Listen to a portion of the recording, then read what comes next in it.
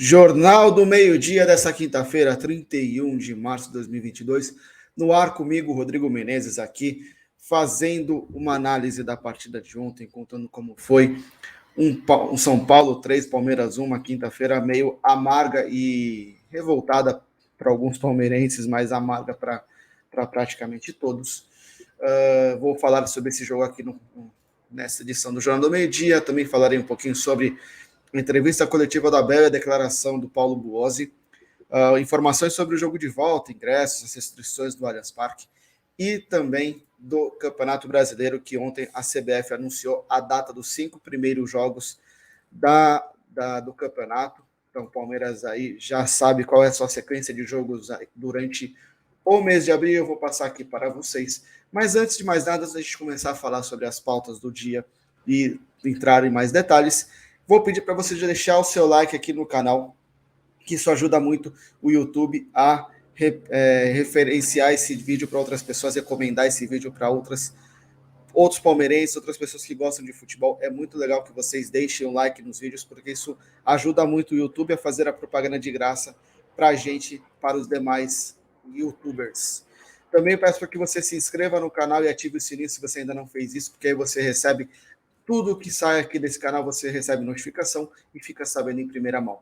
Também, se puder tornar-se apoiador, tem na descrição ali os links aqui. Hoje tem live com os apoiadores, então é só vocês se tornarem aí, dependendo do valor, vocês podem ser chamados para participar dessa live. Então, apoiem o canal do Paulo Massini, que isso ajuda bastante a gente a continuar trazendo o melhor do Palmeiras para vocês. E também o OneFootball, nosso apoiador aqui, é o melhor aplicativo de futebol e eu peço para que vocês baixem esse aplicativo. Para fazer isso, tem só apontar o celular para o QR Code que está aqui na tela ou para o link que está na descrição e aí você vai ter acesso ao melhor do Palmeiras, as melhores notícias, tudo que tiver de informação sobre o Verdão, você fica sabendo no seu celular, recebe notificação a cada notícia que surgir, a cada gol que sair, a cada momento importante das partidas do Verdão, tudo isso daí em tempo real. Então você baixa o aplicativo, seleciona o Palmeiras como time do coração e você vai ter tudo sobre o Palmeiras na palma da sua mão. Mas não é só isso, você também fica sabendo de campeonatos estrangeiros, você pode assistir a Bundesliga, a J-League e outros vários campeonatos que tem pelo mundo, tudo você fica sabendo pelo OneFootball. Então não tem desculpa para não baixar. Vai lá, aponta o celular para esse QR Code aqui, o link está na descrição, repito, e aí você tem acesso ao melhor aplicativo de futebol do mundo, beleza? Então, agradecer aí o OneFootball pelo trabalho que eles fazem por nós, torcedores. Muito bem, pessoal, o jogo de ontem, muita polêmica, né? Não tem muito... Não dá para fugir de duas verdades assim absolutas sobre essa partida.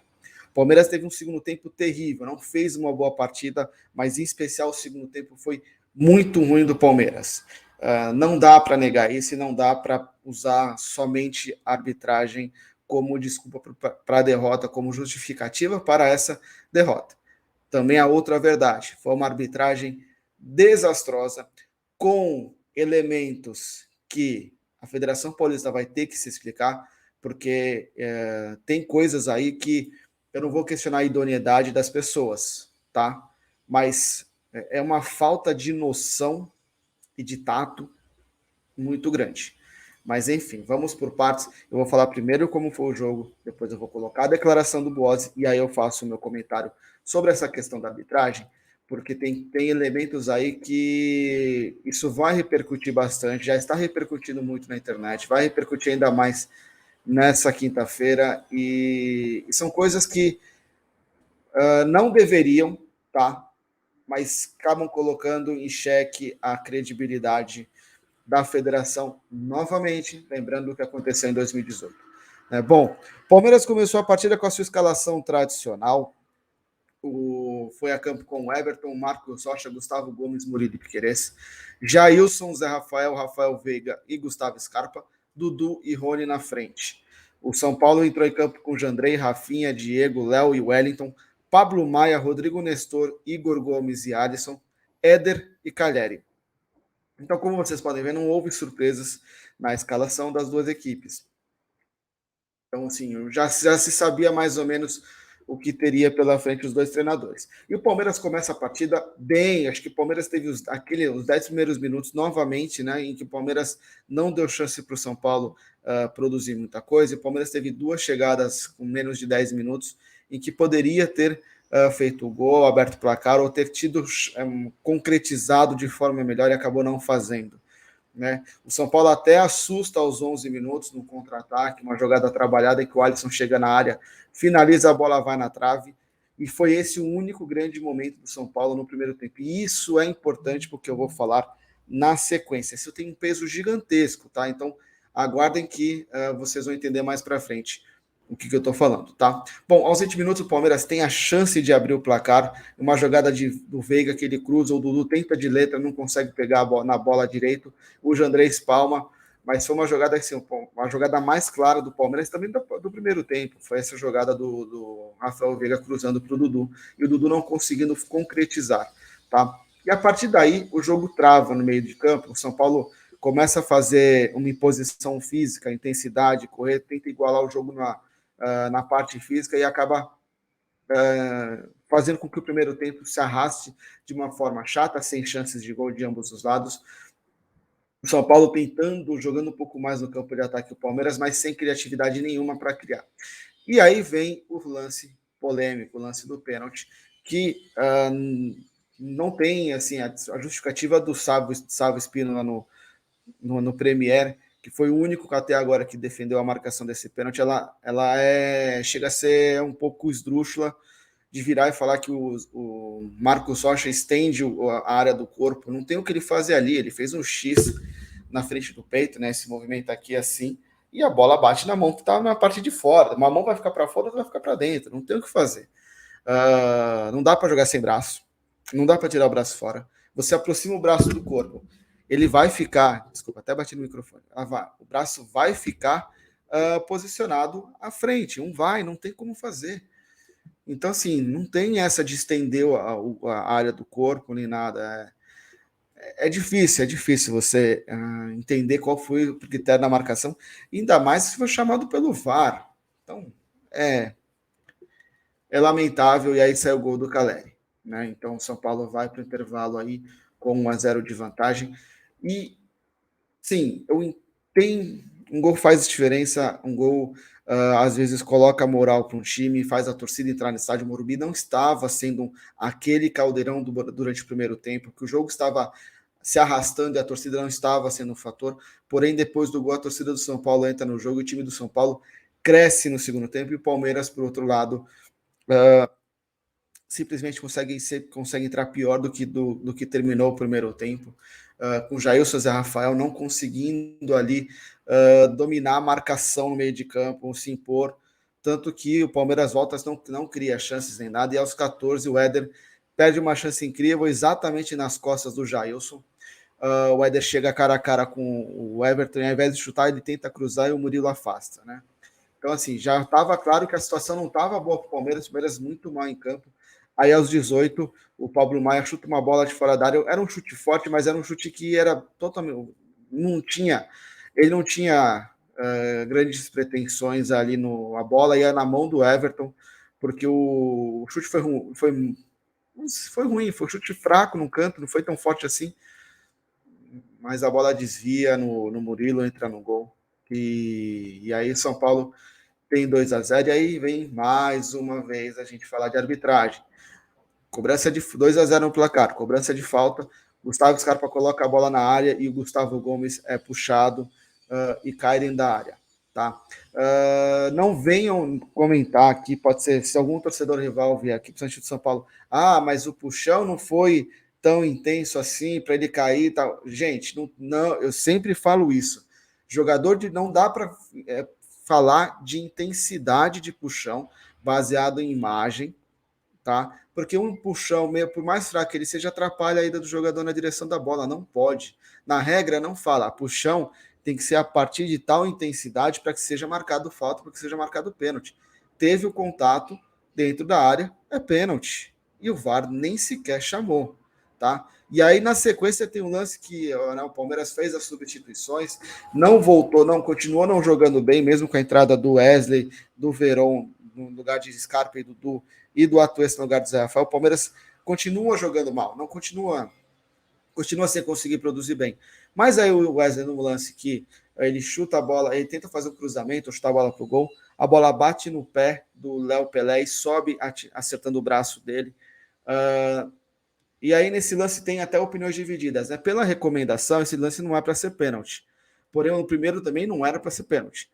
Mas também a gente já viu esse pênalti, lances como esse ser marcado pênaltis aqui no Brasil, que nós temos uma jabuticaba. Aqui nós temos, a gente pega recomendações e a gente dá interpretações que somente aqui no Brasil se entende dessa forma as recomendações. Então, qualquer coisa esperada aqui, eu até acho válido a torcida do Palmeiras pedir pênalti nesse lance, porque a gente viu o que aconteceu, né?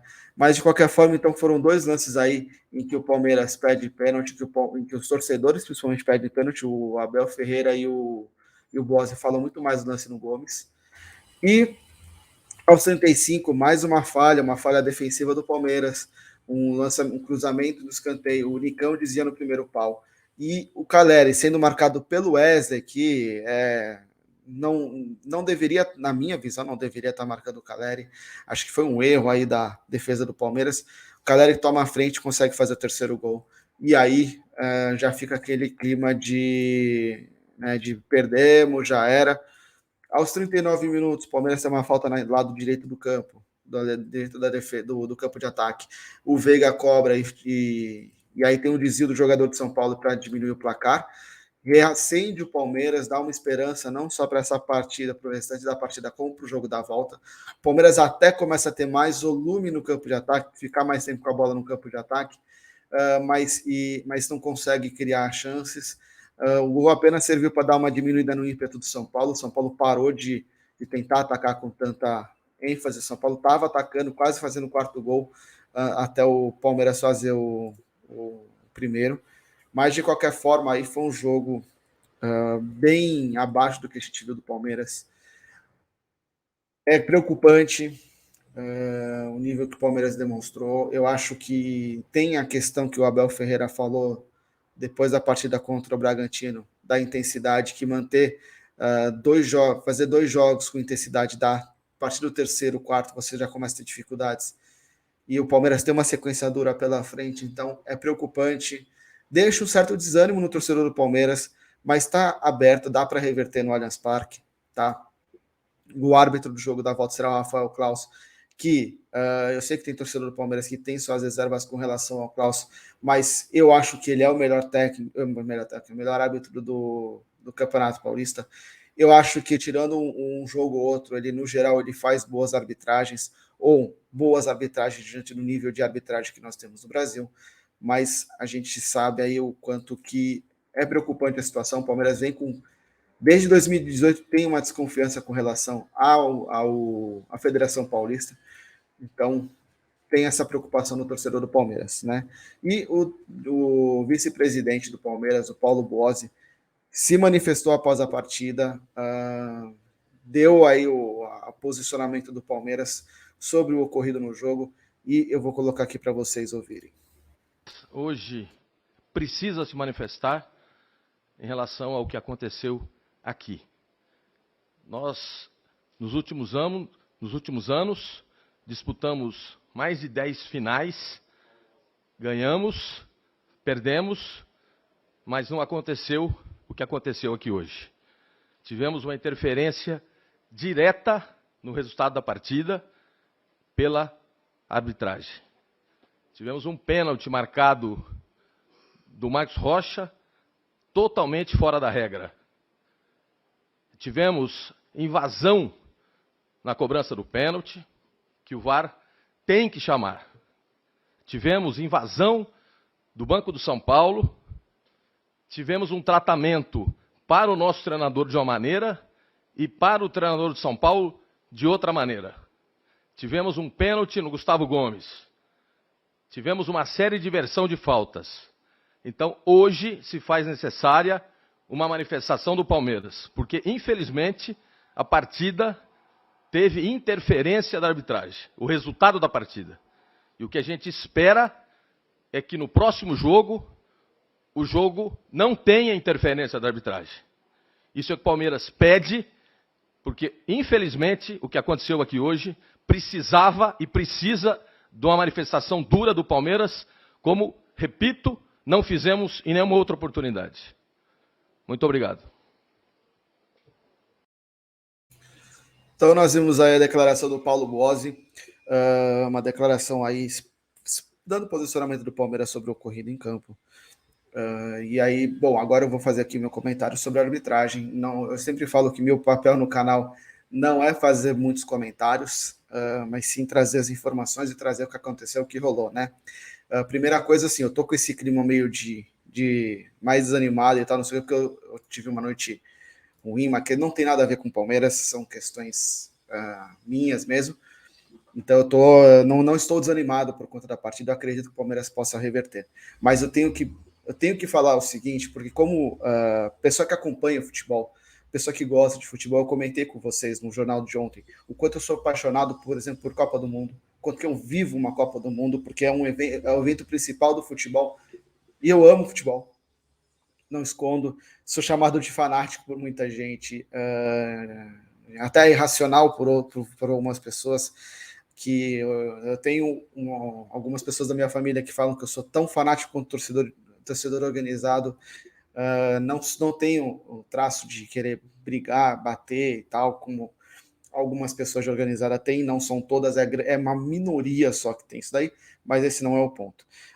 Eu, como torcedor de futebol, tem momentos em que a minha fé no esporte, na lisura do espetáculo, ela fica abalada por coisas que acontecem no extracampo.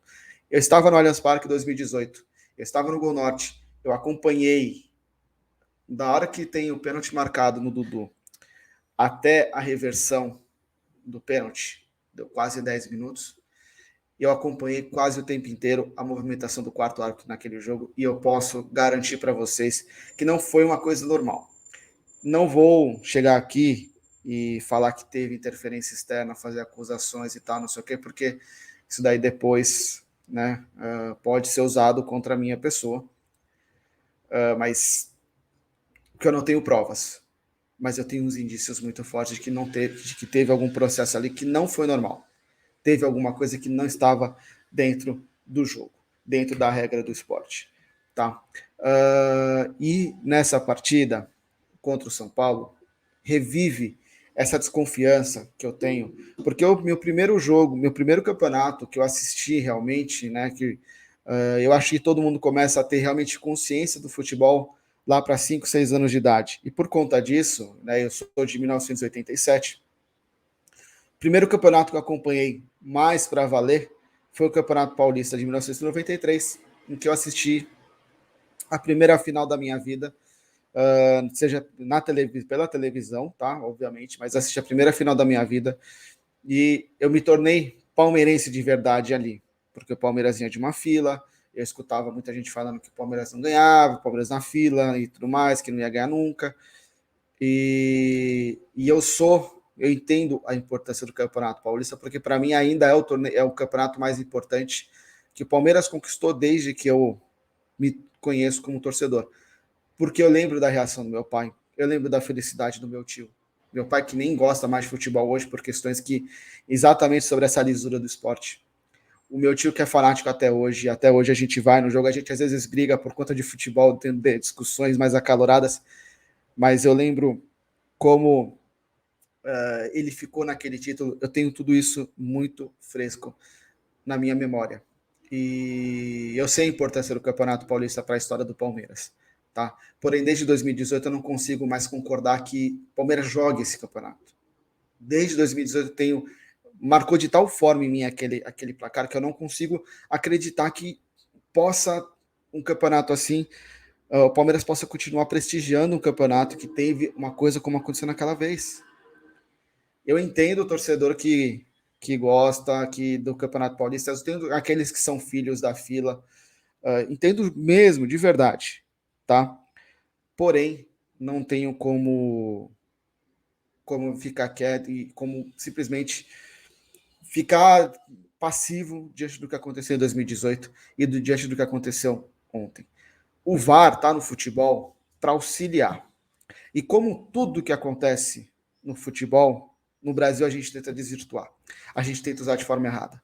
Quando colocaram o VAR no Brasil, eu virei e comentei com algumas pessoas, falei assim, beleza, não é a solução, é importante, não é a solução para os problemas, nós vamos continuar tendo problemas de arbitragem. Só que agora nós vamos ter arbitragem que vão errar olhando o vídeo. Porque o nível da arbitragem no futebol brasileiro, ele é ruim. Não basta colocar o VAR. Tem que se trabalhar melhor a arbitragem. Tem que se profissionalizar essa profissão. Eu sei que tem árbitro que tem uma profissão só para falar que tem, porque você não pode ser desempregado, mas que não exerce essas profissões, às vezes está afastado, está pedindo licença e tudo mais. Porém, o árbitro tem que focar 100%. Se ele não está treinando fisicamente, ele está treinando regra, ele está treinando a avaliação dele sobre os lances, ele está treinando tomada de decisões. Mas tem que profissionalizar. Não tem como continuar do jeito que estava. Não tem como continuar do jeito que está. Tem que mudar. Tem que fazer alguma coisa diferente. A gente vê erros cometidos nesse jogo, por exemplo. O árbitro estava, o Abel Ferreira vai falar na coletiva, vocês vão ver. O árbitro estava próximo do lance. Ele não viu o toque de mão do Marcos Rocha, porque o Marcos Rocha se protege. Se o árbitro está a 2 metros do lance e ele interpreta de uma forma, acabou. Ele tinha que virar. Como é que funciona? Como é que na Europa, tá? Onde o VAR é levado a sério, porque lá o protocolo da FIFA é seguido à risca. Como é que é esse protocolo? O árbitro vai chegar, vai falar no ouvido dele e falar assim: olha, árbitro de vídeo, eu vi o lance de tal forma. O jogador, então nesse caso do Marcos Rocha, eu vejo que a bola bate na mão do Marcos Rocha, porém a mão está próxima ao corpo. Eu não interpretei como lance de pênalti, porque o braço está próximo ao corpo. O árbitro de vídeo, ele vai olhar e ele vai falar assim: o braço está perto do corpo? Está. Ao toque de mão? Porém, a interpretação do árbitro, ele viu tudo isso daí, o que eu vejo na câmera bate com o que ele viu no campo, segue o jogo. Não deveria ter sido chamado. Não é pênalti. Esse é o ponto. Então, assim, é muito complicado quando você vê isso daí. Agora, eu não posso ignorar uma coisa que a própria Renata Ruel divulgou, da Ana Paula de Oliveira, a chefe de arbitragem, que postou uma foto logo depois do jogo, elogiando, falando que junto com os árbitros, escrevendo a palavra orgulho, de uma arbitragem extremamente questionada. Ela tinha, acho que, um mínimo de lisura, ela esperar hoje para fazer a avaliação, para fazer uma análise junto com outras pessoas, antes de colocar orgulho de uma arbitragem que foi bastante questionada. Além do mais, a dona Ana Paula de Oliveira estava num camarote, porque quem viu os stories dela, ali naquele nível ali é o camarote, tá? Ela não estava na arquibancada. Então vamos ter calma também nas avaliações. É o que eu falo, vamos criticar o que está errado e vamos falar o que está certo, tá? Eu não vou entrar nessa de ficar ficar pilhado com essa questão da Ana Paula de Oliveira na torcida do São Paulo, tá? Porque eu acho que ali ela estava realmente num camarote, que é onde geralmente ficam os dirigentes, né? O pessoal da federação é colocado em camarote, não é colocado no meio da arquibancada. Então, assim, vamos com calma. Porém, o Palmeiras tem que se posicionar sobre o que aconteceu. Porque ela vira e fala o seguinte: perfeito. O que foi perfeito, Ana Paula? O que deu orgulho? Ela está no meio da torcida de São Paulo, ela não pode postar no stories dela uma coisa dessa, sendo ela chefe de arbitragem. Eu sei que estava uma festa bonita, tal, não sei o quê, mas toma cuidado, você está se expondo. Hoje, o que vai ter de palmeirense que está tomando conhecimento dessas histórias, tá? Muita gente tomou durante a madrugada e já foi um dos assuntos comentados durante a madrugada no Twitter, que a chefe de arbitragem estava no meio da torcida do São Paulo torcendo pelo São Paulo. Eu não vou fazer esse comentário porque eu sei que ela poderia estar lá perfeitamente só sendo colocada lá O São Paulo disponibilizou aquele camarote para as pessoas da federação e estava lá. Não deveria? Não deveria. Deveria ser um camarote exclusivo para a federação, que não tivesse nem Palmeiras nem São Paulino lá. Tá? Mas tudo bem, ok, tinha São Paulinos lá, não sei o quê, poderia ser o camarote da diretoria do São Paulo, beleza. Mas você não posta esse tipo de coisa. Você não coloca esse tipo de questão no seu Instagram. Porque você tira a lisura, você levanta chance de questionamentos. Tenha noção. Aí vai uma assistente que a Renata Ruel até de forma um pouco deselegante acabou divulgando o nome da pessoa, expôs a pessoa e tudo mais. Mas né, expôs o tipo, quando eu deu para todo mundo ali o perfil do Twitter da pessoa, uma assistente que estava lá, que declarou ser corintiana durante o jogo e ficou provocando o Palmeiras. Gente, profissionalismo. Esse tipo de pessoa que está no comando da Federação Paulista da Arbitragem, é esse tipo de pessoa que a gente espera no campo. Poxa, gente, vamos lá. Pô, federação, é difícil. Ana Paula, desde que você entrou, eu defendi que você fosse, porque um olhar feminino, a gente vê que, que as mulheres que são árbitras, que apitam, que são assistentes, fazem um trabalho muito competente, sabe? Tem muito mais elogios do que críticas. Eu sempre achei muito importante que você entrasse para dar um olhar diferente, para dar uma chance diferente. Aí vai lá e faz uma coisa dessas. Se expõe a Federação Paulista. Agora, o torcedor do Palmeiras que chegar e falar que foi manipulado, que foi comprado do São Paulo, ele vai usar isso como argumento. E olha que legal, um campeonato que está manchado. Por quê? Porque por uma que eu vou adotar dessa forma. Quem quiser entender de outra forma, entenda, tá? É livre, mas eu vou entender que foi um descuido, que a Ana Paula não necessariamente é São Paulina, tá? E que ela estava ali, ela simplesmente tomou uma decisão ruim ao publicar um stories no meio da torcida do São Paulo, mostrando como estava o estádio antes de começar o jogo, tá? Vou partir para essa linha. Porém, o torcedor que quiser partir para outra, ele tem toda a munição. Aí depois eu falo para vocês aqui, não deem valor, não valorizem um campeonato que não se valoriza, que a federação não valoriza, é por essas coisas, gente. Então, assim, eu quero realmente, é necessário que haja uma explicação da federação hoje sobre o ocorrido, sobre esses detalhes. Não dá para ficar preso numa questão dessas, não dá para ficar aceitar tudo isso passivamente. O Palmeiras foi prejudicado. A arbitragem, quando o Palmeiras vai para o vestiário com 1-0, é diferente de ir com 0-0. E além do mais, árbitros erram, ou várias faltas invertidas, como o Buozzi falou, mas isso acontece. O que não dá é você marcar um pênalti que não existiu com o uso do VAR, você não marcar um outro que existiu e o VAR nem sequer chamou, isso não dá, tá? E a presidente da comissão de arbitragem estar no estádio e fazer as postagens que colocando a lisura do campeonato em risco de forma desnecessária. A Federação Paulista precisa cuidar do seu produto de uma forma melhor e mais satisfatória, tá? Então, tem muita coisa que precisa ser revista, muita coisa. E eu acho que o Campeonato Paulista, até a presença do Palmeiras, a participação do Palmeiras levando esse campeonato a sério é uma das coisas que precisava ser revista, tá? Essa é a minha opinião, não é a do Massini, é a minha opinião, mas e aqui vou deixar muito claro novamente, eu não acho que a Ana Paula de Oliveira mandou o árbitro interferiu na arbitragem, pediu não sei o que por ser São Paulo, não sei o que.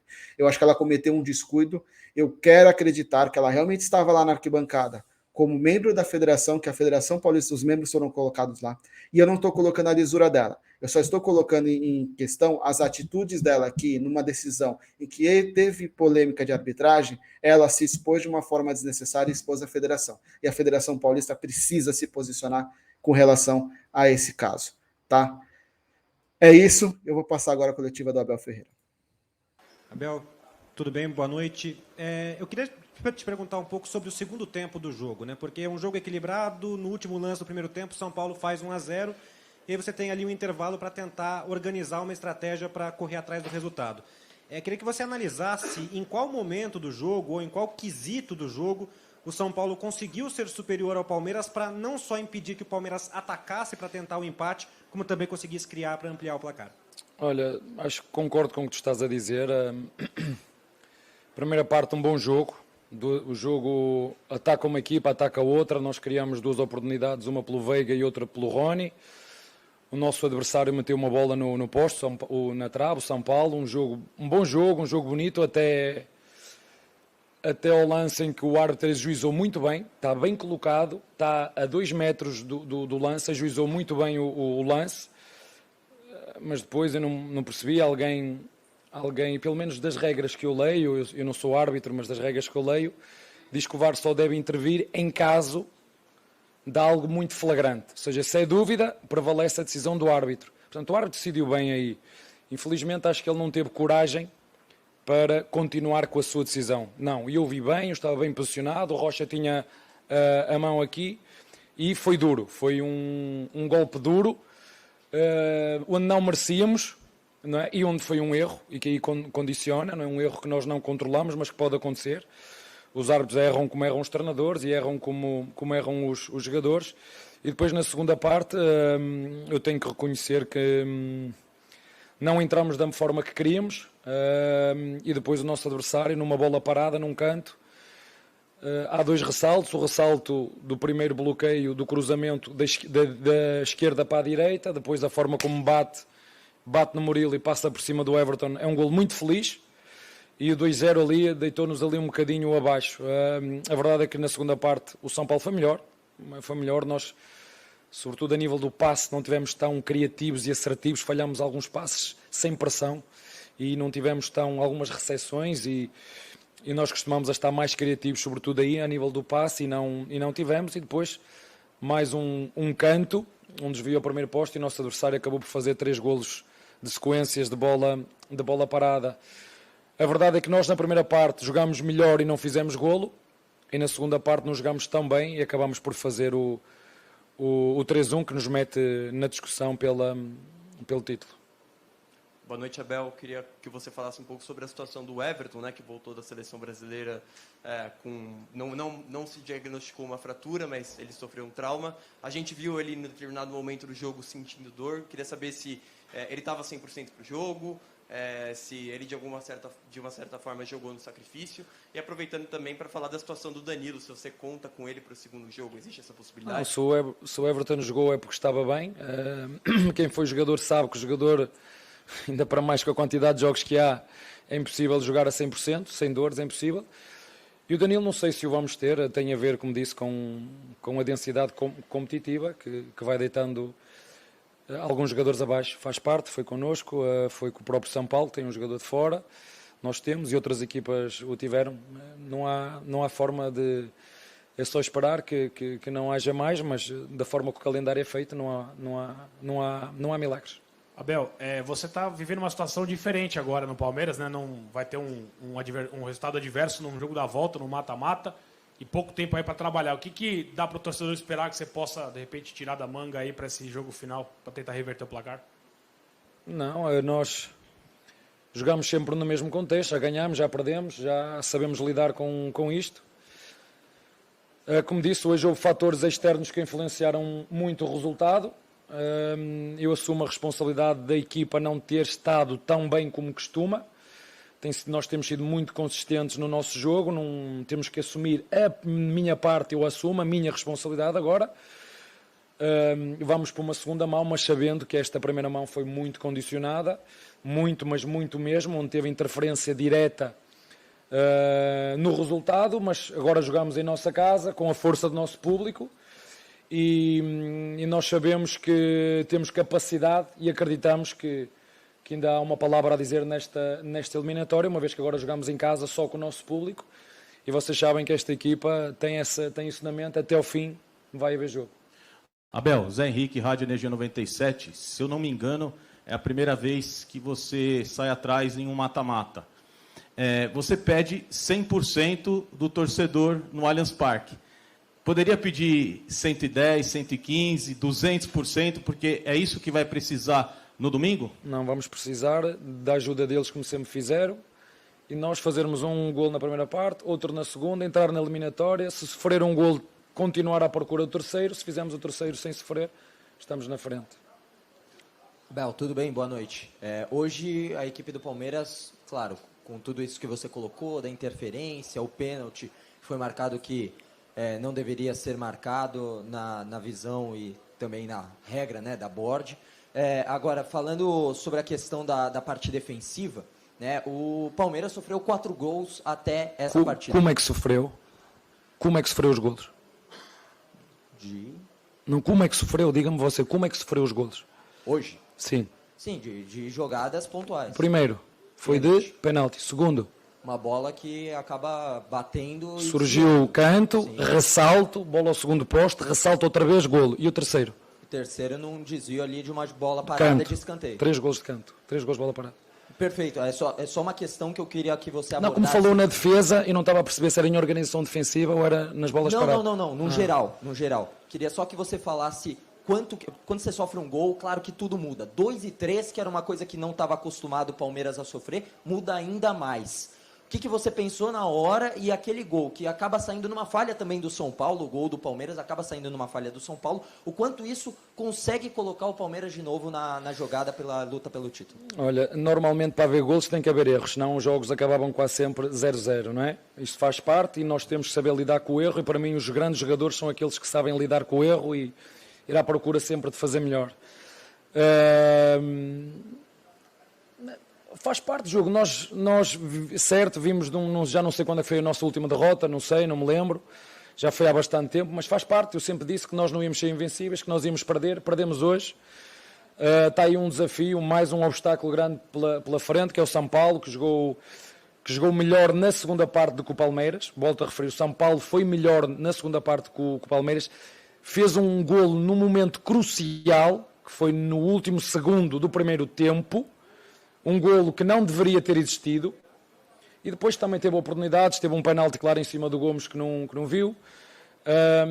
Eu fiquei muito chateado porque no início, quando eu e o Rogério Ceni vamos os dois falar com o Bandeirinha, o auxiliar do Douglas, e ele manda o árbitro dar um amarelo a mim e manda o árbitro dar um amarelo ao outro, ao Patrick. Eu comecei logo a ver, mas porquê? Se saímos os dois, certo, não devíamos ter saído, certo, cometi o erro de sair da minha área de ação, certo, amarelo para ti e amarelo para ti. Não entendi, mas não, e volto aqui a referir, assumo inteiramente a responsabilidade, eu e os meus jogadores, porque todos somos eu e os meus jogadores, porque já vos disse, nem vou assumir quando ganhamos, é um mérito meu, nem quando perdemos, a responsabilidade é só minha, é de todos. Todos ganhamos, todos perdemos. E nós sabemos que os nossos jogadores, na segunda parte, podem fazer melhor. E eles tentaram, é verdade, a nível de recepção e passe, temos aqui alguns pequenos erros que nos impossibilitou de criar mais. Mas o futebol é isto. Temos que aceitar. O adversário hoje foi melhor que o Palmeiras na segunda parte. Na primeira parte não foi. Nós tivemos as 2 primeiras oportunidades para abrir. O Veiga no penalti e o Rony era só um desvio, que o guarda-redes do São Paulo conseguiu, porque ela foi direitinha, bastava só um desvio do Rony. Mas temos que aceitar e seguir em frente, olhar para aquilo que nós controlamos e melhorar. E esperar que... Eu lembro da última vez que falei um bocadinho mais sobre o árbitro, que foi na Supercopa, que perguntei se aquele árbitro era o melhor do Brasil. E nós queremos, na final, os melhores. São Paulo, parabéns, hoje foi melhor. Mas o Paulista, se querem chamar ao Paulistão, se querem chamar de Paulistão, porque já alguém chamou de outra forma, fruto de não estarem as melhores equipas na final, e é isso que nós esperamos, as melhores equipas nas finais. E hoje, volto a referir, na segunda parte o São Paulo foi melhor e foi muito feliz. Foi melhor e foi muito feliz da forma como fez o primeiro golo, foi muito feliz da forma como fez o segundo golo, mas volto a dizer, no cômputo geral, o São Paulo foi melhor. Abel, boa noite. Isabelle Moraes, da Rádio Bandeirantes. Abel, você completa hoje exatamente, ou ontem, né, de 30 de março, exatamente 1 ano e 5 meses à frente do Palmeiras. 9 finais nesse período, então é uma final a cada quase 2 meses.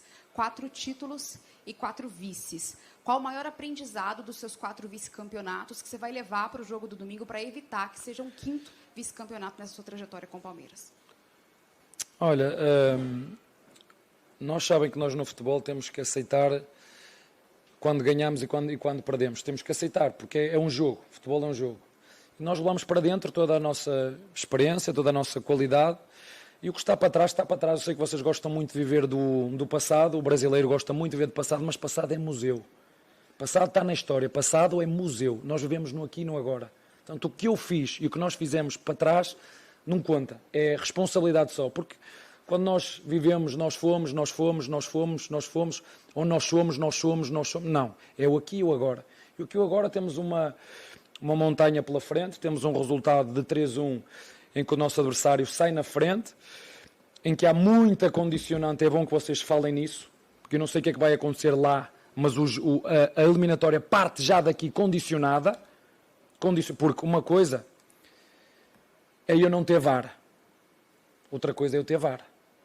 Uma coisa é o Sr. Douglas ir muito bem posicionado, olhar, ver o lance, disse, na minha opinião, que estou bem enquadrado, vi que o Rocha estava com as mãos junto ao corpo, mas alguém quis ser protagonista. Portanto, basta haver 2 ou 3 pessoas que acham, os do São Paulo acham que é, os do Palmeiras acham que não, então, quando há dúvidas, prevalece a decisão do árbitro. Ou é uma coisa, a regra diz, tem que ser uma coisa escandalosa, clara, como foi o penalti do Gomes. Aí o VAR estava a comer pipocas, não viu, foi comer pipocas, aí já passou o lance, aí não viu o agarrão, nem sequer chamou o árbitro. Portanto, eu faça o que fizer, este paulista já está inquinado. Faça-se o que fizer, este paulista já está inquinado. Aqui só uma breve interrupção. A gente viu o Abel Ferreira falar que o Paulista está inquinado, né? E é uma declaração forte, né? Vou falar que o Paulistão está manchado vindo de um treinador. Mas é o que eu falei. E olha que o Abel Ferreira, a gente nem sabia dessas questões da Ana Paula de Oliveira, gerando dúvidas que o torcedor do Palmeiras, dirigentes do Palmeiras vão todos explorar essa falha da Ana Paula de Oliveira e vão cair matando em cima da Federação Paulista. Não tenham dúvidas disso. Não tenham dúvida. Vocês que estão assistindo o vídeo, vocês devem estar já com essa questão da Ana Paula de Oliveira, porque isso daí não sou eu que estou fabricando, essa é uma notícia que chegou para mim durante a madrugada, alguns amigos meus me mandaram. Olha só, você tem que falar disso e tal, não sei o quê. E estou falando que eu não acho que foi premeditado pela Ana Paula de Oliveira, mas foi um descuido absurdo. E aí o Abel Ferreira fala, o campeonato está manchado, independente do que aconteça. Então a Federação Paulista precisa se resguardar a sua imagem, precisa rever muita coisa. Enfim, vamos seguir aqui com a coletiva do Abel Ferreira. Abel, boa noite. Sem nenhum demérito às exibições do Jailson, que vem realmente jogando muito bem, mas eu queria saber, diante do São Paulo, com um adversário que marcou tão bem, dificultou tanto a posse de bola do Palmeiras, o quanto o Danilo fez falta nessa partida de hoje e qual é a perspectiva de você contar com ele para o jogo de domingo? Estão a ver como vocês viram o São Paulo a marcou muito bem, sim senhora, e explorou muito bem as bolas longas nos seus 2 centroavantes que seguraram, deram muito trabalho à nossa equipa, verdade. São Paulo também, quando tem que propor, propõe, quando tem que jogar mais direto, foi o que fez na segunda parte. Os grandes lances de perigo, toca, bola nos zagueiros, conduz, bola na frente, e seguraram muito bem. Eu não me queixo os que jogaram hoje, já mostraram que têm capacidade, e sei que, e eles também sabem que podem fazer melhor. E nós temos que aceitar quando nós não estamos tão produtivos. Não foi por falta de entrega, não foi por falta de espírito de grupo, não foi por falta... Hoje não tivemos tão criativos, inspirados a nível do passe. Temos que aceitar, mas não foi isso que desequilibrou o resultado. Nós vamos melhorar a nossa parte, mas não foi isso que desequilibrou o resultado. Eu sou muito factual em relação a isso. Vejo as oportunidades que o nosso adversário criou em jogo jogado, no ataque. Vejo as oportunidades que o adversário criou na bola parada e vejo as oportunidades que o adversário criou por fatores de terceiros e que foi feliz, porque também é preciso ter um bocadinho de felicidade. Fizeram por isso, mas foram felizes. Basta ver a lance da jogada do segundo golo, ressalto na esquerda, a bola vai ressalto na esquerda deles, a bola vai para a direita, é um passo atrasado muito bem feito, a bola é chutada, bate no Jailson, o Jailson está em pé, não está no chão e passa por cima do Everton. O futebol é isto, é aceitar e agora preparar-nos para o próximo jogo, porque está em aberto e agora vamos recebê-los em nossa casa, com o nosso público e vamos ver. Agora acreditamos que é possível entrar na eliminatória. Obrigado por nos atender, Abel. Antes da final, muito se falou sobre o cansaço dos times, uma diferença de um jogo a mais ou a menos. O quanto trazer isso, carregar isso, ouvir isso todos os dias atrapalha o jogador? E eu queria também saber se, por um acaso, você, a sua comissão técnica, de repente não esperava um São Paulo tão bem disposto, principalmente no primeiro tempo. Não, olha, o Guardiola aqui há uns tempos, vocês podem ir buscar isso, ele disse que continuar a jogar assim que vão matar os jogadores. Ele disse isso, não foi eu que disse, foi ele que disse. E ele ainda não veio jogar para o Brasil, está a falar só daquele novembro ou dezembro e janeiro, não é? Não foi só ele, foram uma série de treinadores que falaram sobre isso. Os jogadores aqui já estão habituados, isto é cultural, não é? Se não jogar um, joga o outro. O elenco, as equipas estão habituadas a ter 32, 33 jogadores, 34, 35, 40. Portanto, se não jogar um, jogam outros. Portanto, eles já estão habituados a isso. Agora, continuo a dizer que sobre o tempo, ainda estamos no início da época, sobre o tempo, vamos ver quem vai chegar inteiro a meio, não é? Nós jogamos domingo, 2 dias depois temos, ou um dia depois temos 6 horas de viagem, vamos jogar lá com 6 horas de viagem, voltamos outra vez, passado 2 dias estamos a jogar cá, isto vai ter consequências, isto não há... Agora, alguém vai ganhar no final, não é? Vamos chegar de rastros ao final, mas alguém vai ganhar. Agora, e a outra era, desculpa? Se o São Paulo te surpreendeu? Não, eu já, vocês forem ver conferências minhas, eu sempre vos disse que o São Paulo jogar como jogou contra nós quando viemos aqui hoje, é candidato ao título. Tem que manter essa consistência. São bons jogadores, bem treinados, jogou em sua casa, se manter essa consistência, por isso é que às vezes é estranho quando dizem o Palmeiras tem o melhor elenco do Brasil, ou o Atlético Mineiro, ou o Flamengo. O São Paulo também o tem. É só olhar para ali. Agora é manter a consistência. É muito boa equipa. Abel, boa noite. Maurício Ferreira, da Rádio Band News FM. O erro, a marcação do pênalti, ele interfere depois no restante do que foi apresentado pelo Palmeiras na partida. Agora, qual que é o trabalho até domingo para que isso não se torne uma pilha desnecessária para o Palmeiras entrar em campo no Allianz Parque, pensando em uma pressão para cima da arbitragem que vai estar no segundo jogo? Não, foi um golpe emocional. Porque os meus jogadores, eu gostava que o árbitro fosse ali dentro dar a cara aos meus jogadores. Ou que o árbitro viesse aqui dar a cara. E que falasse, olha, eu reverti, porque vocês perguntam, fazem-me a mim perguntas, não é? Porque é que o mister o professor meteu este, tirou aquele, porque é que jogou com 4, jogou com 5? Que venha aqui, que se sente aqui e que dê a cara. Porque se o treinador não render e não pegar e não apresentar resultados, sabem o que é que acontece? No final de 3 meses, sai. Não é? O jogador não é bom, não tem rendimento, sai. E que os árbitros têm que ser igual. Dá-se lugar aos mais novos. E erros consecutivos é troca e damos oportunidade a outros, aos mais novos. Como foi, por exemplo, o que arbitrou em nossa casa um jovem contra o Corinthians. Sai. 1, 2, 3. E com recurso a VAR? E com recurso a VAR ainda? Não. É inadmissível esse tipo de erros quando, por exemplo, nem se chama o VAR, ou o VAR nem chama o lance do Gomes. Que é gritante.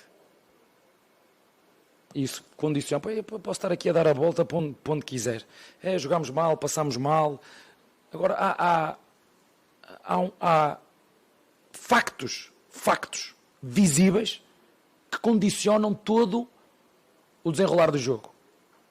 Mas, isso não tira a minha responsabilidade de dizer que o Palmeiras não fez um bom jogo na segunda parte. Que impacto teve aquele erro do árbitro no final do jogo? Não sei, porque ainda não lhes perguntei. Agora, que se sentiram injustiçados com o que aconteceu, sentiram, porque viram que não era penalti. E mais, é que o árbitro ajuizou bem. Ele estava próximo, bem enquadrado e ajuizou bem. Só tinha que ir ao VAR e dizer, eu decido. Porque em caso havia muitas dúvidas prevalece a decisão do árbitro. Ou é uma coisa muito flagrante, como foi, por exemplo, o penalti do Mundial, estava fora do corpo. Custou-me muito Mas são as regras. Diz que quando as mãos estão juntas ao corpo, não há. Ou seja, não há. As regras são claras. Eu acho que o livro, e a mim fazem-me o resumo, não é? Porque eu não sou árbitro. Aparece-me só o resumo daquelas regras mais dúvidas. Mas o árbitro não. O árbitro tem que saber aquilo de fio a pavio, de cor e salteado. Porque se não souber, reprova. E se reprova, tem que sair. O Abel, Diego Iowata do UOL. Queria te perguntar um pouquinho sobre a criação no meio-campo, né? A gente está falando aí bastante do pênalti, enfim, realmente não tem. Acho que é um lance que foi cabal para o seu time. Mas eu senti que o Palmeiras teve um pouco de dificuldade na criação. E você sempre fala, não é só o meu time que erra, é o adversário que provoca esse erro no meu time. Então, queria saber se você já identificou o que o Rogério fez que atrapalhou. Não, muito bem, tirou um centroavante, reforçou mais o meio campo, fez marcação na nossa equipa, foi aquilo que ele fez e muito bem. Ele tirou o centroavante que tinha, jogou no 4-3-3, os pontas a apanhar os laterais. Vimos inclusive uma falta que dá o nosso golo, em que ele não consegue ver um amarelo no Rocha, num amarelo no adversário que faz falta sobre o Rocha. Sai o golo, 2 minutos depois, uma falta sobre o Piquerez, ele dá amarelo ao Piquerez.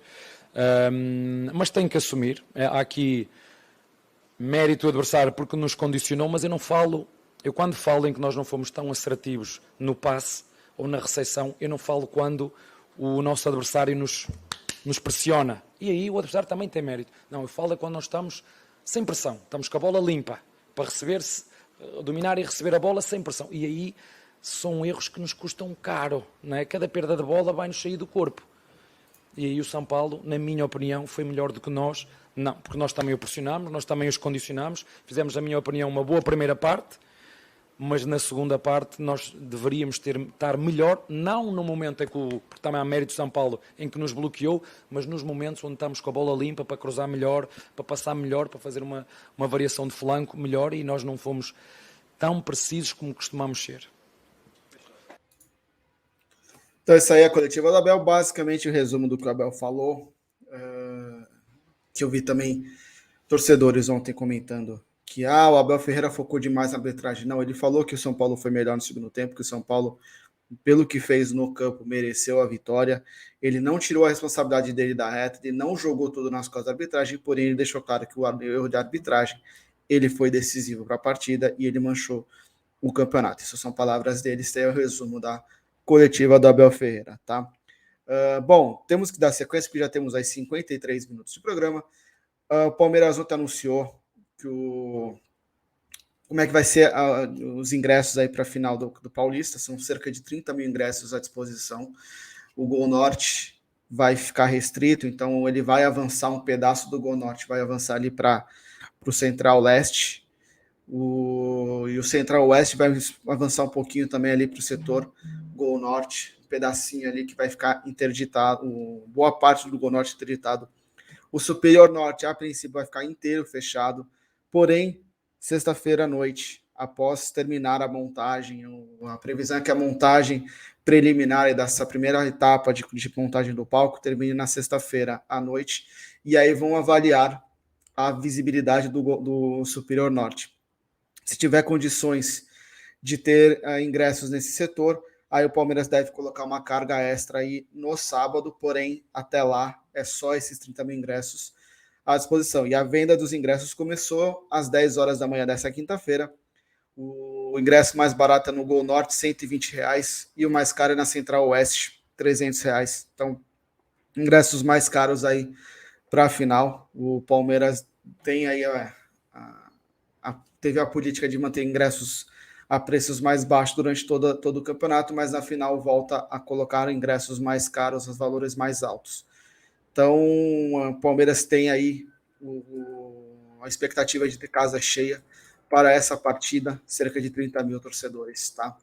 A programação do Palmeiras não foi divulgada ainda, né? Eu estou aqui atualizando o site a cada 5 minutos para ver se eles mudam alguma coisa, mas não tem atualização. Então, por exemplo, se tudo der certo, que eu imagino que o Palmeiras tem duas alternativas, na verdade, né? O Palmeiras pode dar folga hoje para os jogadores, pensando na sequência que tem depois da final do Campeonato Paulista, ou ele pode fazer hoje regenerativo para a parte do elenco, né? Aqueles que jogaram ontem, e trabalhos técnicos para os demais.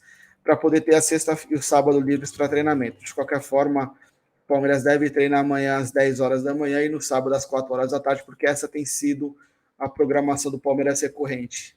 Tá? Então, vamos aguardar. Se tiver informação de treinamento, se teve treinamento hoje, amanhã, eu passo para vocês. É que hoje, por enquanto, nenhuma. O site do Palmeiras segue desatualizado com essas informações, nada foi passado aqui para a gente. Para encerrar o último tópico aqui do programa, a CBF divulgou ontem as 5 primeiras rodadas do Brasileiro, né, quais serão as datas e horários. E o Palmeiras aí, então, já sabe a sequência de jogos que terá no mês de abril e no comecinho de maio. Então, vou passar aqui para vocês. Na quarta-feira, 6 de... Isso depois da final do Paulista, tá? Então, tem domingo, final do Paulista. Na quarta-feira que vem, o primeiro jogo pela Libertadores lá na Venezuela. No sábado, dia 9 de abril, enfrenta o Ceará no Allianz Parque às 21 horas. No dia 12 de abril, uma terça-feira, recebe o Independente Petroleiro pela Libertadores às 21h30. No dia 16 de abril, um sábado, vai a Goiânia para enfrentar o Goiás às 4h30 da tarde. No dia 20, uma quarta-feira, vai ao Rio de Janeiro às 19h30, enfrentar o Flamengo no jogo antecipado pela quarta rodada do Brasileirão. No dia 23, às 19 horas, um sábado, em casa, recebe a equipe do Corinthians, num clássico que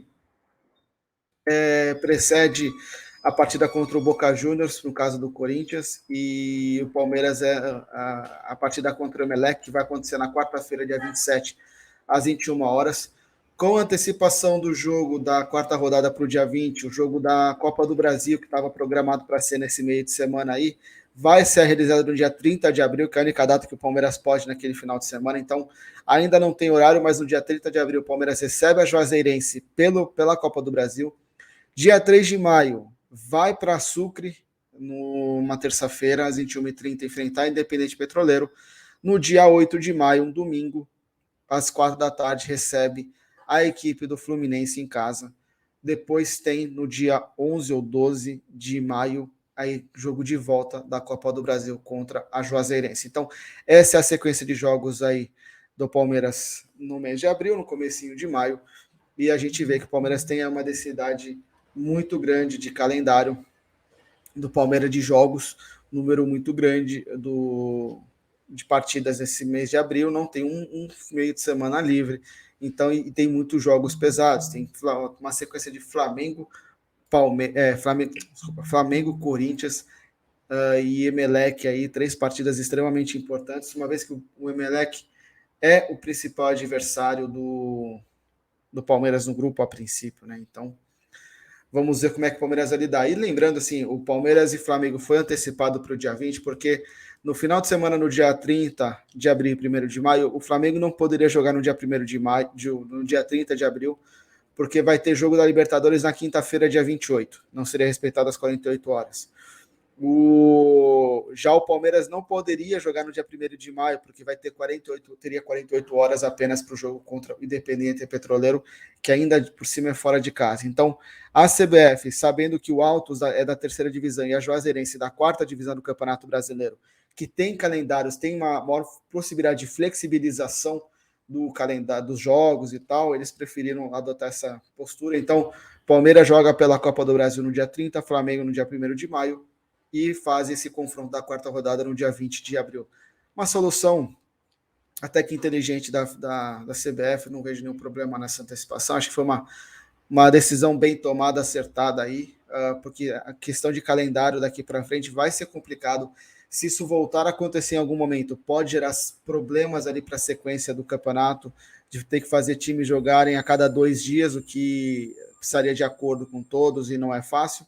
Então, a federação pode estar na cabeça. A CBF adotou uma postura inteligente, né? Bom, chegando ao final aqui do programa, lembrando vocês que hoje à noite tem live aqui dos apoiadores no canal do Massini às 21 horas. Então, acompanhe que vale a pena, deve abordar aí essa questão da partida do Palmeiras contra o São Paulo, né? Projetar aí o que esperar no jogo de domingo.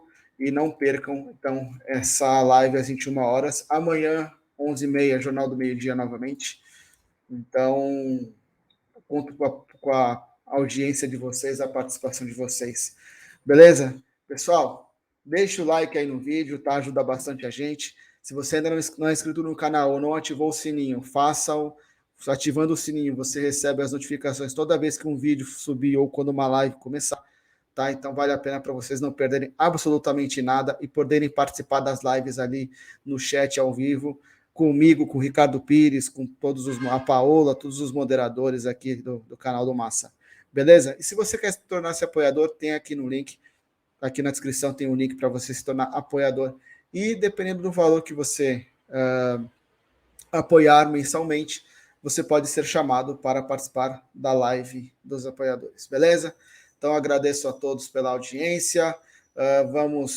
Vamos acreditar no Palmeiras para domingo. Amanhã a gente fala mais um pouco sobre essa partida de volta. Um grande abraço a todos e até a próxima.